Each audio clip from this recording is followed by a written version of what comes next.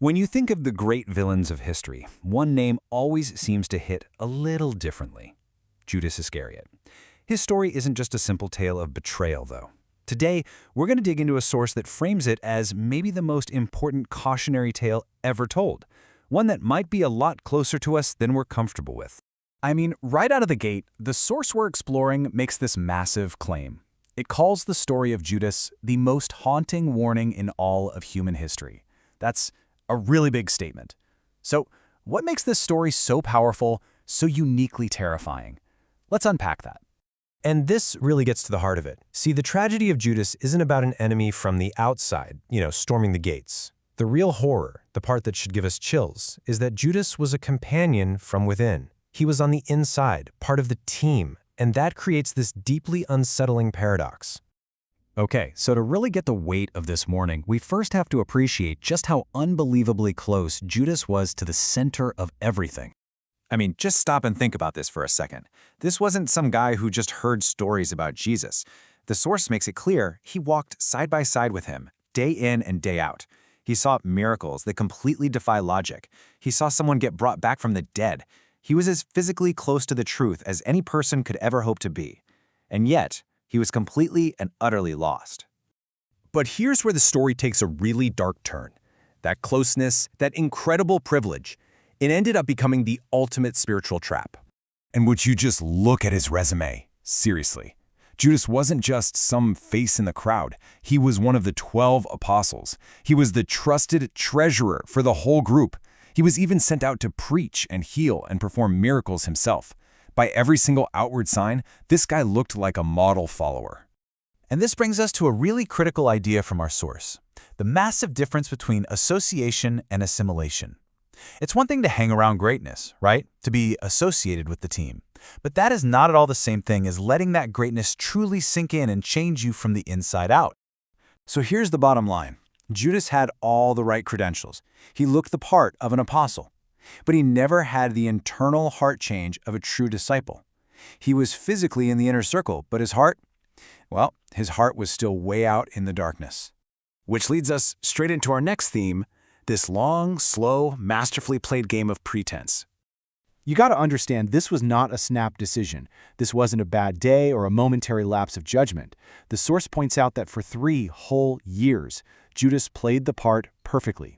3 years of shared meals, private conversations, daily life, all while hiding what was really going on inside.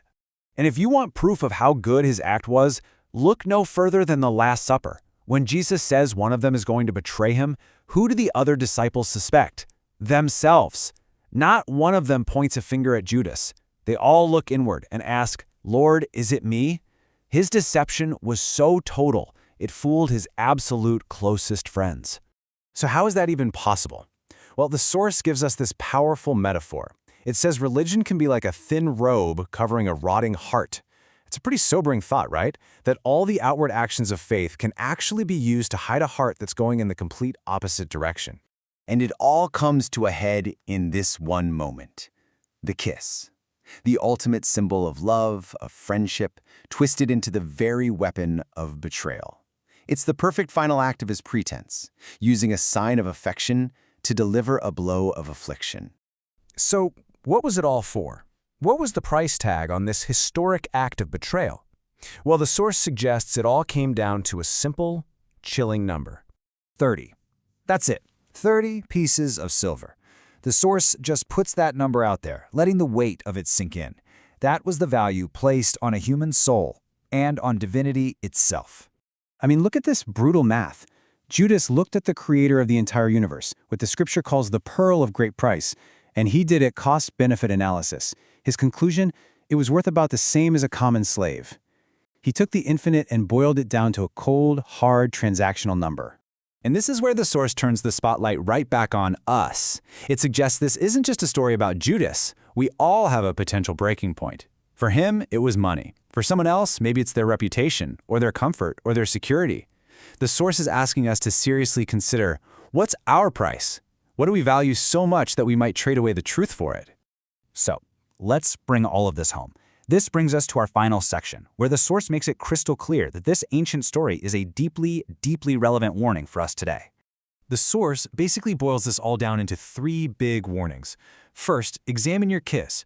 Are your acts of worship and affection for real, or are they just a mask? Second, beware the bag. The very thing you're trusted with, the thing you hold on to so tightly, could be the thing that trips you up. And third, and this is the big one, remember that proximity is not possession. And this right here is the central warning that ties everything together. Judas was with Jesus every single day. He was literally in the same room as the truth, but the truth was never truly in him. The source is clear. Real transformation requires you to let it inside, not just to share space with it in a community. So we end with this final, incredibly provocative question. And it's not for Judas.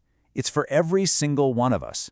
It's one thing to be near the truth, to know all the right things, to be associated with it, but it's another thing entirely for that truth to actually take root inside you and change you from your very core.